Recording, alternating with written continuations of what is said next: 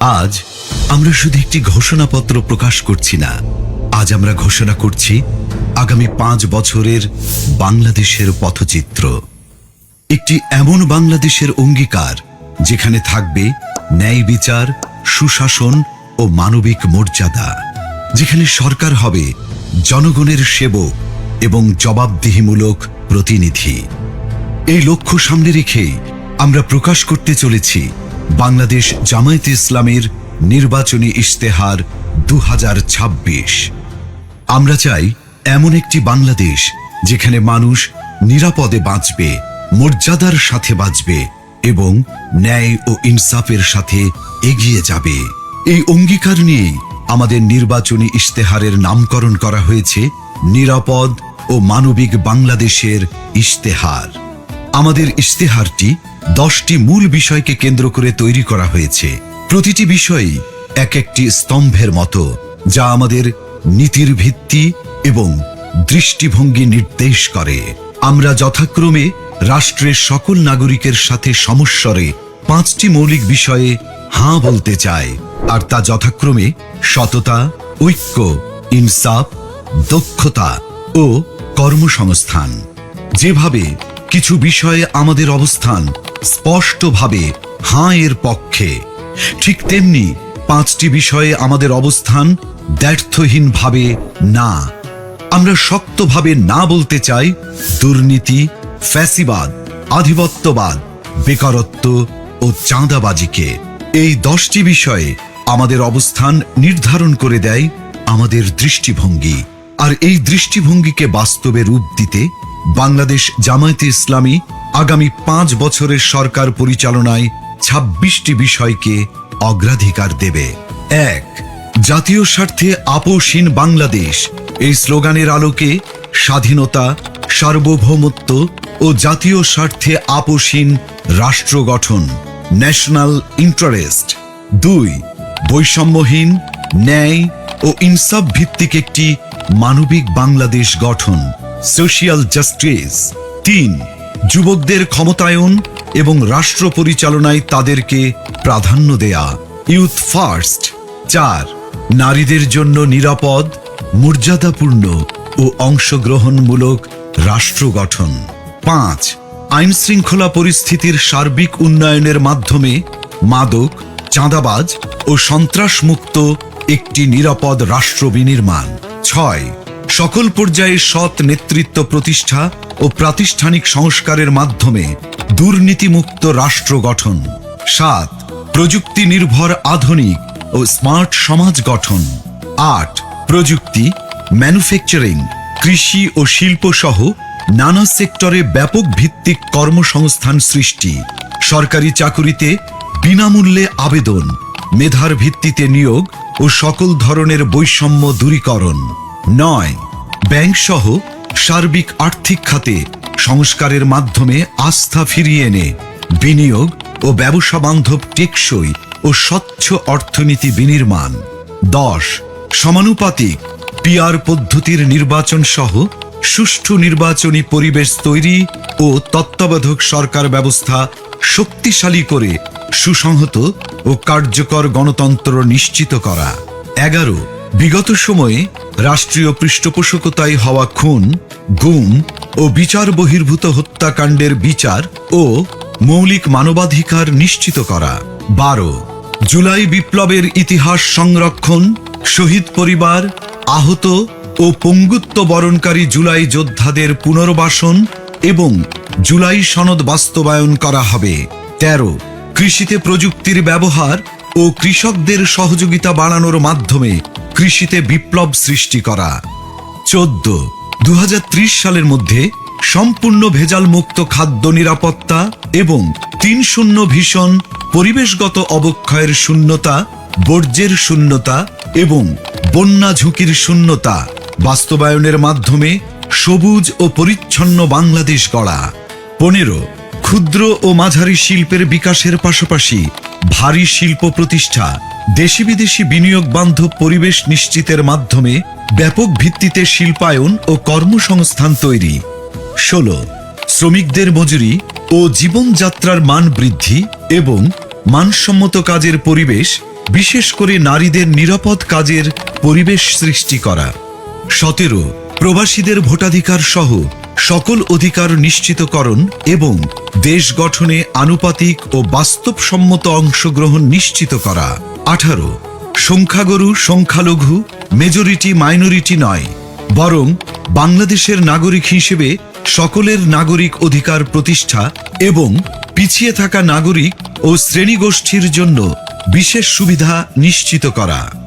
19 আধুনিক ও সার্বজনীন স্বাস্থ্যসেবা প্রদান এবং গরিব ও অসহায় জনগোষ্ঠীর জন্য পর্যায়ক্রমে বিনামূল্যে উন্নত চিকিৎসা নিশ্চিত করা। 20 সমসাময়িক বিশ্বের চাহিদাকে সামনে রেখে শিক্ষা ব্যবস্থার মৌলিক সংস্কার এবং পর্যায়ক্রমে বিনামূল্যে শিক্ষা নিশ্চিত করা। 21 দ্রব্যমূল্য ক্রয় ক্ষমতার মধ্যে রেখে স্থিতিশীলতা নিশ্চিত করা এবং অন্যান্য মৌলিক চাহিদার পূর্ণ সংস্থানের নিশ্চয়তা। 22 যাতায়াত ব্যবস্থাকে ঢেলে সাজানো এবং রাজধানীর সাথে দেশের বিভাগীয় শহরগুলোর সড়ক রেলপথের দূরত্ব পর্যায়ক্রমে 2 থেকে 3 ঘন্টায় নামিয়ে আনা। দেশের আঞ্চলিক যোগাযোগ ও ঢাকার অভ্যন্তরীণ যাতায়াত ব্যবস্থায় মৌলিক পরিবর্তন আনা। 23 নিম্ন ও মধ্যবিত্ত পরিবারের জন্য স্বল্প মূল্যে আবাসন নিশ্চিত করা। 24 ফ্যাসিবাদী ব্যবস্থার পূর্ণ বিলাপে চলমান বিচার ও সংস্কার কার্যক্রমকে অব্যাহত রেখে বাংলাদেশে ফ্যাসিবাদ ব্যবস্থার পুনর্জন্ম রোধ করা। 25 সার্বজনীন সামাজিক নিরাপত্তা ব্যবস্থা চালু করার মাধ্যমে নিরাপদ কর্মজীবন ও পর্যায়ক্রমে সকল নাগরিকদের আন্তর্জাতিক মানের সামাজিক নিরাপত্তা নিশ্চিত করা।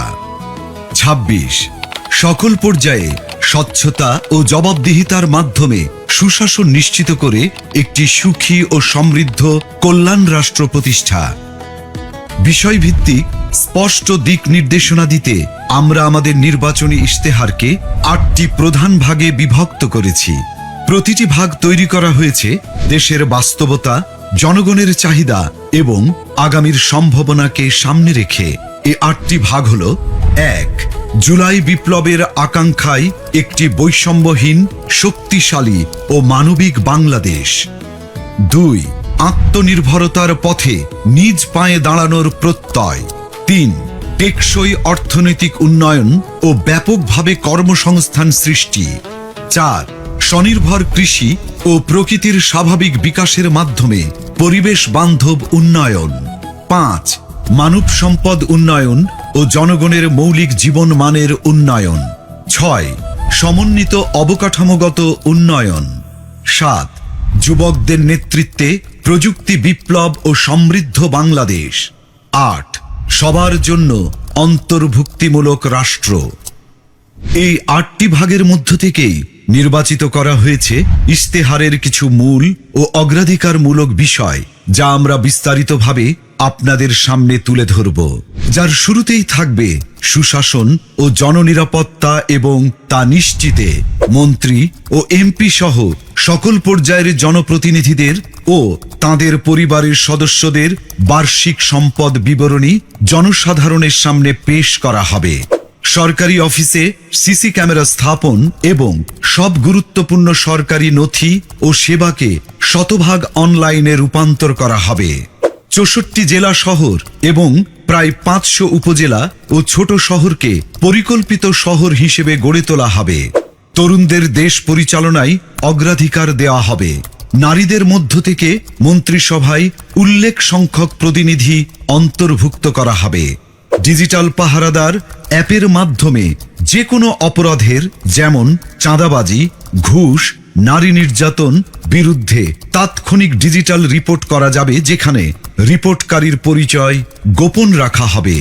সরকারের আয় ব্যয়ের সব হিসাব জনগণের সামনে উন্মুক্ত করতে আমাদের ইশতেহারে আমরা প্রস্তাব করছি আমার টাকা আমার হিসাব নামের একটি অসাধারণ ডিজিটাল প্ল্যাটফর্ম। আসুন দেখে আসি অ্যাপটি কিভাবে কাজ করবে। আপনি কি কখনো ভেবেছেন সরকার কিভাবে আয় করে? প্রতি বছর বাজেট কিভাবে তৈরি হয়, আর সেই বাজেট অনুযায়ী টাকা কোথায় কোথায় খরচ হয়?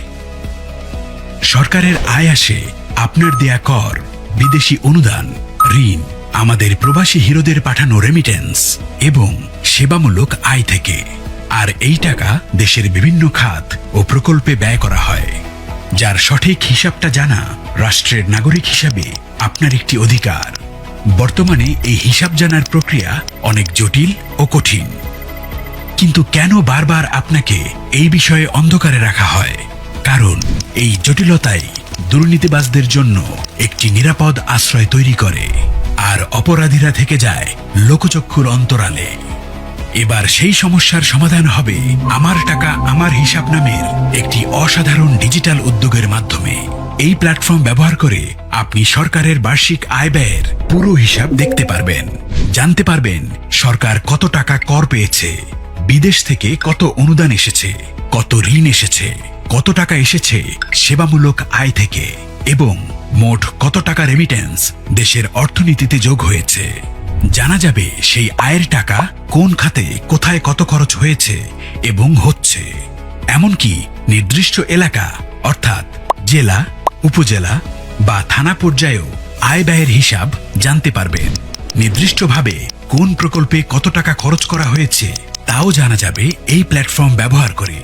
এই প্ল্যাটফর্মের মাধ্যমে ব্যয়ের কোনো অসঙ্গতি চোখে পড়লে আপনি প্রশ্ন করতে পারবেন, প্রয়োজনে অভিযোগও জানাতে পারবেন।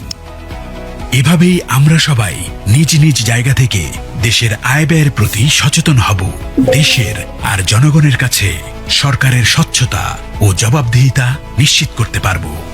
এই সুন্দর উদ্যোগটি সত্যি করতে প্রয়োজন আপনার একটি মূল্যবান ভোট। আগামী নির্বাচনে দাড়িপাল্লার পক্ষে দেয়া আপনার ভোটেই তৈরি হবে একটি দুর্নীতিমুক্ত সততার বাংলাদেশ।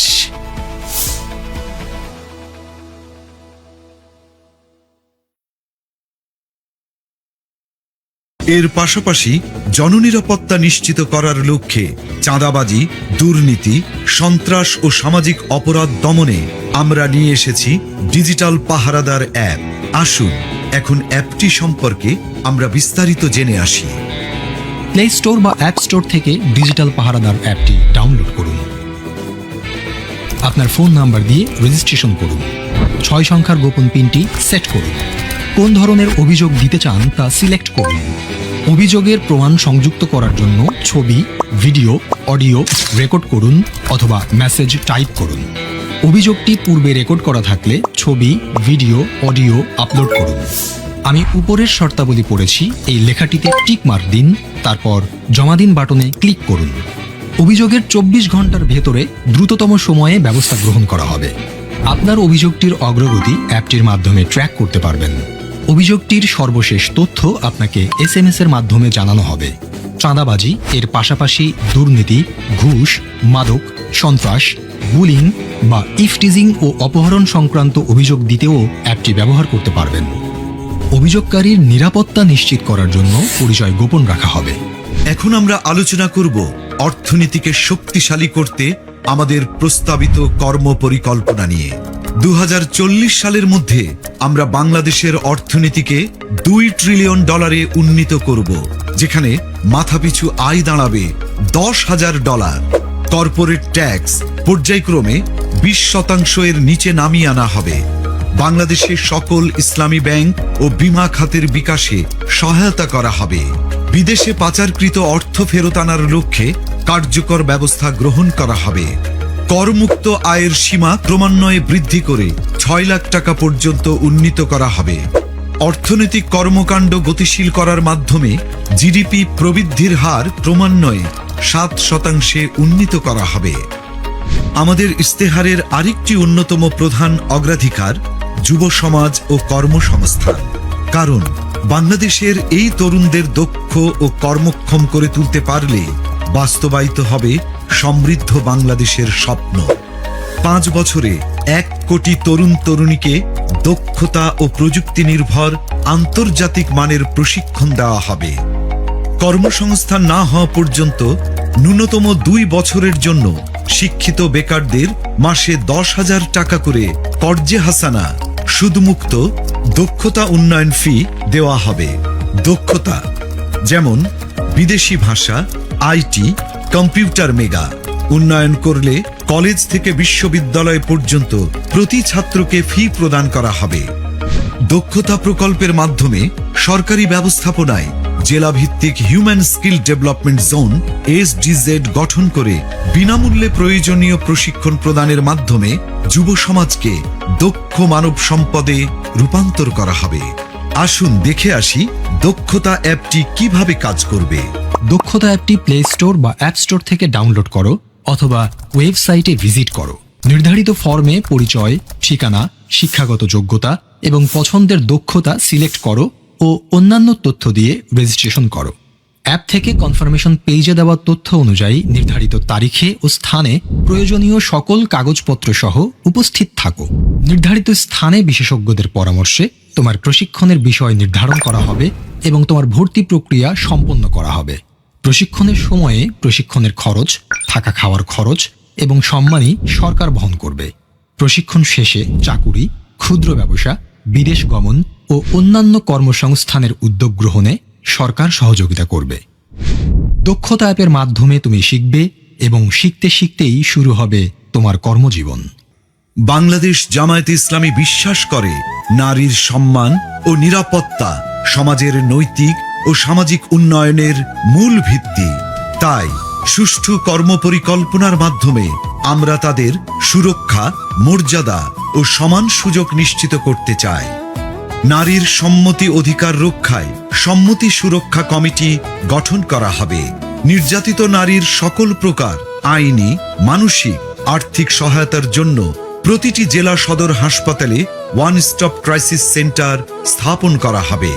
কর্মক্ষেত্রে ডে কেয়ার সেন্টার উল্লেখযোগ্য পরিমাণে বাড়ানো হবে। নারী চলবে নির্ভয়ে লক্ষ্য বাস্তবায়নে 1. নারীদের জন্য আলাদা বাস সার্ভিস পিক আওয়ারে। 2. গণপরিবহনে সিসি ক্যামেরা স্থাপন। 3. মেট্রো রেলে আলাদা কম্পার্টমেন্ট চালু। 4. ইমার্জেন্সি কল নম্বর চালু করা ও 5. নারীর নিরাপত্তায় ইমার্জেন্সি সেল স্থাপন সহ আরও অনেক কিছু। আমার আয়ের সংসার প্রকল্পের মাধ্যমে গ্রামীণ নারীদের কর্মসংস্থানের সুযোগ সৃষ্টি করে স্বাবলম্বী করা হবে। এবার আমরা জানাবো আমাদের আয়ের সংসার প্রকল্পের মাধ্যমে কিভাবে নারীদের স্বাবলম্বী ও উৎপাদনশীল করা হবে। বাংলাদেশের গ্রাম কেবল প্রাকৃতিক সৌন্দর্য, দেশীয় সংস্কৃতি বা আবেগের কেন্দ্রবিন্দু নয়, বরং এটি আমাদের জাতীয় অর্থনীতির অন্যতম প্রধান চালিকা শক্তি। 2022 সালের আদমশুমারি অনুযায়ী বাংলাদেশে 5.5 কোটিরও বেশি নারী গ্রামীণ জীবনযাপন করেন। গ্রাম বাংলার এই বিশাল নারী জনগোষ্ঠী একটি নীরব শক্তি। একবার ভেবে দেখুন তো, যদি তারা নিজেরাই কর্মক্ষম ও উৎপাদনশীল হতো, নিজের আয়ের পথ নিজেই তৈরি করতে পারত, তাহলে এদেশের ভবিষ্যৎ কতটা বদলে যেত। এই অপার সম্ভাবনাকে সত্যি করতেই বাংলাদেশ জামাতে ইসলামী পরিকল্পনা করেছে আমার আয়ের সংসার নামের একটি প্রকল্প। এই প্রকল্পের অধীনে গ্রামীণ নারীদের স্বাবলম্বী করে গড়ে তোলা হবে এবং সম্মানজনক জীবনযাপনে উদ্বুদ্ধ করা হবে। এই প্রকল্পের আওতায় একজন নারীকে আমরা কোনো ভাতা প্রদান করব না, বরং তার দক্ষতা ও পছন্দের উপর ভিত্তি করে প্রস্তুত করব সম্মানজনক কর্মক্ষেত্র। এই প্রকল্পে থাকবে হাতের কাজ ও সেলাই, অনলাইন ফ্রিল্যান্সিং, উঠান কৃষি, হাঁস মুরগির খামার, গবাদি পশুপালন, মাছ চাষ ইত্যাদি। এই প্রকল্পের মাধ্যমে আমরা একজন নারীকে প্রয়োজনীয় কারিগরি প্রশিক্ষণ দেব এবং ব্যবসা শুরুর সকল উপকরণ তুলে দেব তার হাতে। সেই সাথে বছর জুড়ে প্রকল্প পর্যবেক্ষণে নিশ্চিত করব যেন নারীর স্বাবলম্বী হবার এ যাত্রায় কোনো প্রতিবন্ধকতাই বাধা হয়ে দাঁড়াতে না পারে। এই প্রকল্প দেশের সামষ্টিক অর্থনীতিতে একটি শক্তিশালী অনুঘটক হিসেবে কাজ করবে, যা দীর্ঘমেয়াদী টেকসই উন্নয়নের পথ প্রশস্ত করবে। রাসূলুল্লাহ সাল্লাল্লাহু আলাইহি ওয়াসাল্লাম বলেছেন, উপরের হাত নিচের হাতের চেয়ে উত্তম। অর্থাৎ হাত না পেতে নিজে উপার্জন করে অন্যকে সাহায্য করার প্রতি তিনি আমাদের উৎসাহিত করেছেন। এই আদর্শকে বুকে ধারণ করেই বাংলাদেশ জামাতে ইসলামী এদেশের গ্রামীণ নারীদের জন্য আমার আয়ের সংসার প্রকল্পটির পরিকল্পনা গ্রহণ করেছে। আর এই সুন্দর উদ্যোগটি সত্যি করতে প্রয়োজন আপনার একটি মূল্যবান ভোট। আগামী নির্বাচনে দাঁড়িপাল্লার পক্ষে দেয়া আপনার ভোটেই তৈরি হবে একটি উৎপাদনশীল এবং সমৃদ্ধ বাংলাদেশ। চলো একসাথে গড়ি বাংলাদেশ। এখন আমরা স্বাস্থ্য ও পরিবার কল্যাণ বিষয়ে বাংলাদেশ জামায়াতে ইসলামের কর্ম পরিকল্পনা সম্পর্কে জানব। 5 বছরের নিচে ও 60 বছরের উপরে সবাইকে বিনামূল্যে স্বাস্থ্য সেবা দেওয়া হবে। স্বাস্থ্য খাতে বাজেট পর্যায়ক্রমে 3 গুণ করা হবে। সবার জন্য স্বাস্থ্য সেবা নিশ্চিত করতে পর্যায়ক্রমে জাতীয় স্বাস্থ্য বীমা, ন্যাশনাল হেলথ ইন্স্যুরেন্স এবং ডিজিটাল হেলথ কার্ড চালু করা হবে। প্রথম 6 মাস থেকে 1 বছরের মধ্যে বর্তমান সরকারি হাসপাতালের স্বাস্থ্যসেবা যোগ্যতার শতভাগে উন্নীত করা হবে। 300টি অত্যাবশ্যকীয় ঔষধ EML নিয়ন্ত্রিত এবং ন্যায্য মূল্যে প্রদান করা হবে। ধাপে ধাপে 500টিতে উন্নীত করা হবে। বাংলাদেশে একাধিক আন্তর্জাতিক মানের মডেল হাসপাতাল চালু করে মেডিকেল ট্যুরিজমকে ব্র্যান্ডিং করা হবে। উল্লেখিত বিষয়গুলো সহ আমাদের সার্বিক কর্মপরিকল্পনা সম্পর্কে সকলকে বিস্তারিতভাবে জানাতে ও আমাদের ইস্তেহারকে জনগণের হাতে হাতে পৌঁছে দিতে আমরা তৈরি করেছি চলো একসাথে গড়ি বাংলাদেশ ওয়েবসাইট, যেখানে আমাদের সকল অঙ্গীকার ও পরিকল্পনা উপস্থাপন করা হয়েছে। আগামী নির্বাচনে দাঁড়িপাল্লার পক্ষে দেওয়া আপনার মূল্যবান ভোটেই তৈরি হবে একটি নতুন বাংলাদেশ। চলো একসাথে গড়ি নিরাপদ ও মানবিক বাংলাদেশ।